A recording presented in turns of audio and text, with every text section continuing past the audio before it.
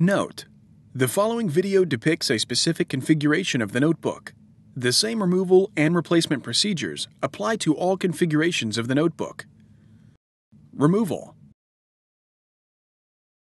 On the bottom of the notebook, slide the battery release latch, identified with a battery icon, to the release position. Slide the battery out of the battery bay. Replacement. Caution: to avoid damaging the battery locking mechanism, be sure that the battery release latch is in the unlocked position. Slide the battery into the battery bay until it is properly seated and the battery release latch clicks. Slide the battery release latch, identified with a battery icon, to the locked position to secure the battery in the battery bay.